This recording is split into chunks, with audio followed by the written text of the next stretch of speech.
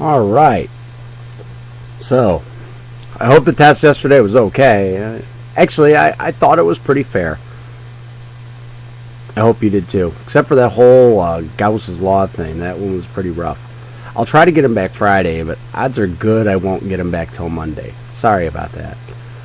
I did want to mention that while we're on the subject, there is a formula quiz tomorrow.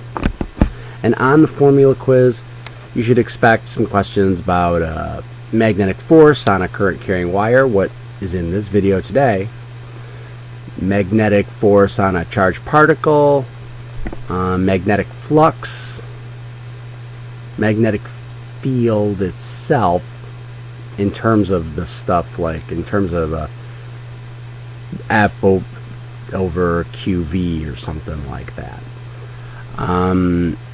You should expect the stuff, especially the stuff on capacitors, you know, the charge and the currents, charging and discharging and all that good stuff, the time constant and all those things. Those are going to be on there as well, probably with a couple of old favorites from the quiz that never ended. Alright, now that we covered that, we're going to talk about magnetic force on a current carrying conductor. And this really is pretty easy if you think about it. We know that if we have a positive charge and it heads into a magnetic field that goes into the paper, into the screen as the case may be, then it's going to face a force that is going to move it upward. Check your hand. Okay, that it will move upward like that. And that makes sense because we have a positive charge. But let's say we repeat the process, but instead we have a magnetic field, the same kind.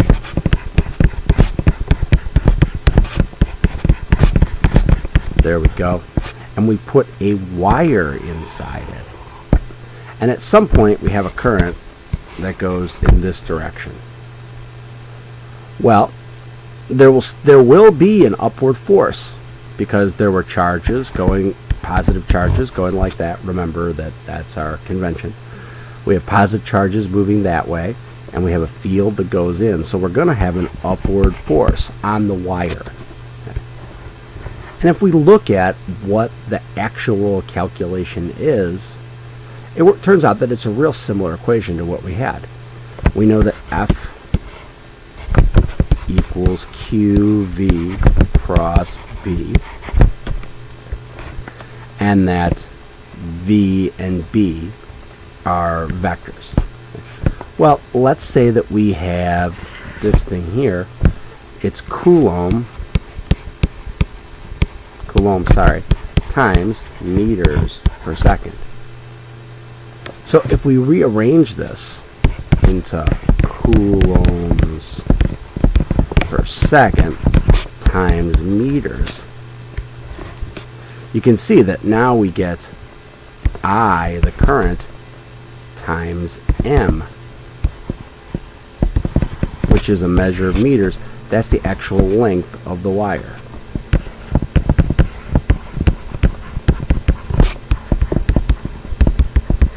In the magnetic field, which sort of makes sense if you think about it, because the more charges that if you have a current going through it, then if you want to find out how many charges you have and how fast they're going, you need to know what section of the wire we're talking about. The more of the wire that's in there, the greater a force that the magnetic field is going to have on the wire. So the equation becomes IL B or BIL. And this assumes that B cross I is not 0. In other words, I think this is kind of illegal. I don't really think that's a vector. We could call it one, I suppose, but usually we don't treat it that way. So usually we just set it up like that, and we say force equals BIL. Turns out that you hopefully don't use this all the time, but you can. Let's say we put a wire. We make a horseshoe magnet, or we have a horseshoe magnet. Let's give it a little depth here.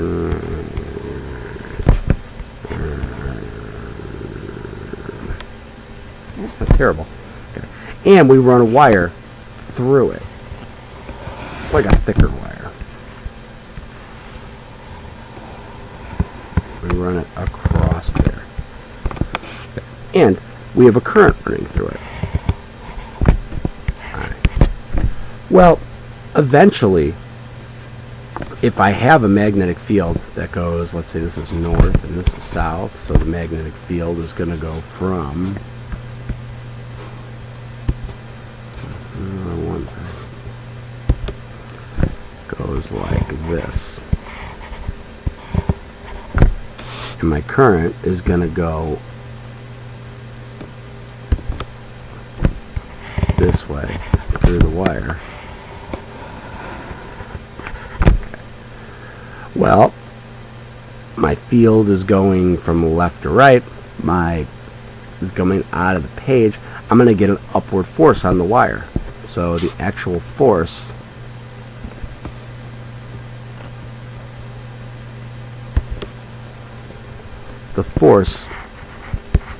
will be upward on it.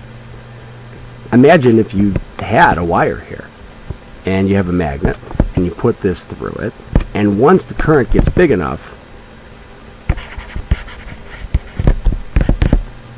when I equals big,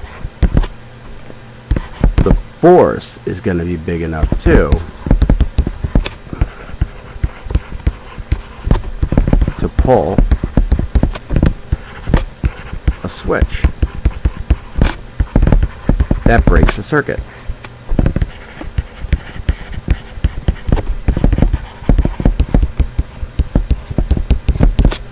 You now have a circuit breaker.